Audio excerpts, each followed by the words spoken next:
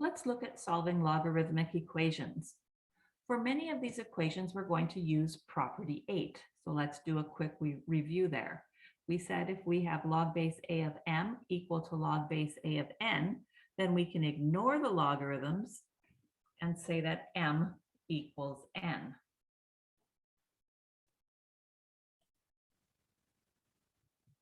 But I want you to notice something about this first statement.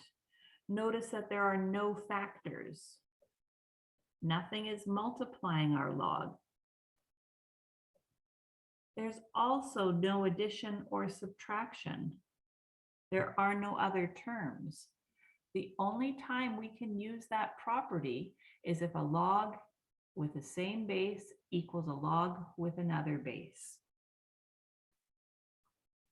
Now, just like with quadratic equations, you're going to encounter different types of log equations. And generally, there are two types, those with one log and those with two. When you have one log in the equation, we're going to change it to exponential form.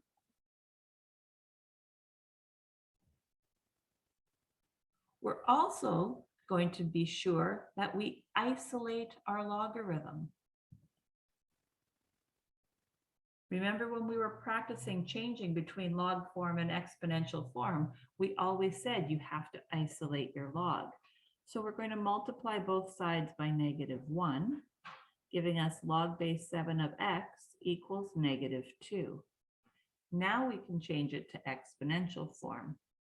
So the base of our log, the answer to a log is always an exponent, equals x. We see that x is 1 over 7 squared, or 1 over 49. What if we have two logs? Well, again, we said there can be no factors, and I see that we have this -1. So the first thing we have to do is make sure there are no factors, no adding or subtracting. Now you'll notice I did something a little differently this time. In the first example, I multiplied both sides by -1. This time, I changed that factor to a power.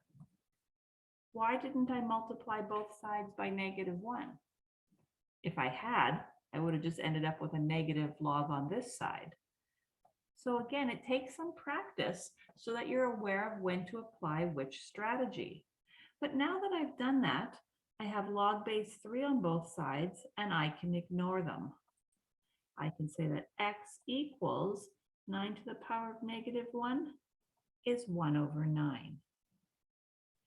Now think about those log function graphs. Do you remember they had a vertical asymptote at x equals 0?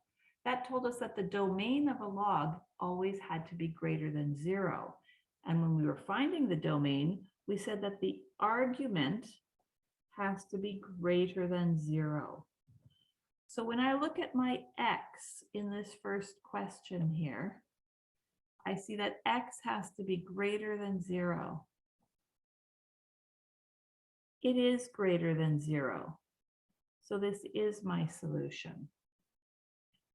The same thing for this question. The x has to be greater than 0.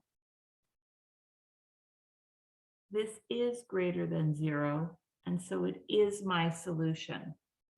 When you're solving log equations, you always have to check. Let's do 2 more practice questions. So in question 1, I see I have 2 logarithms, but I also see there is a factor. Why don't you write the first step here? So you took that factor and wrote it as a power. What's the next step? Using property 8, we saw we had a log with the same base on each side. We can ignore that. So x squared equals 25. The next step. When you take the square root, you always have plus or minus 5. You need to show me that you know it's both, and then you need to check.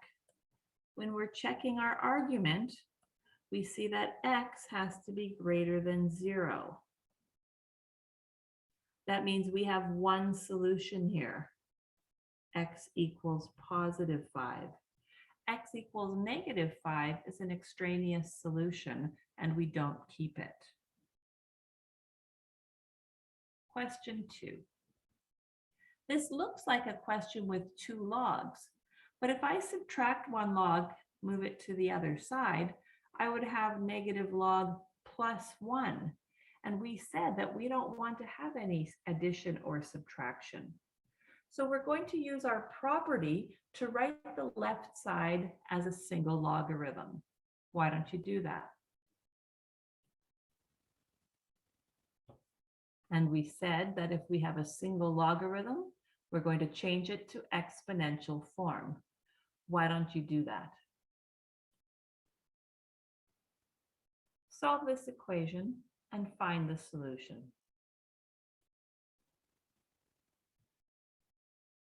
So you found that x could be negative 7 or negative 1, but I hope that you remembered to check your solution. You have to substitute into the argument. X plus 6 has to be greater than 0, and x plus 2 has to be greater than 0. I see that if I substitute negative 7 into the arguments, they would be less than 0. So this is not a solution. We have 1, x equals negative 1.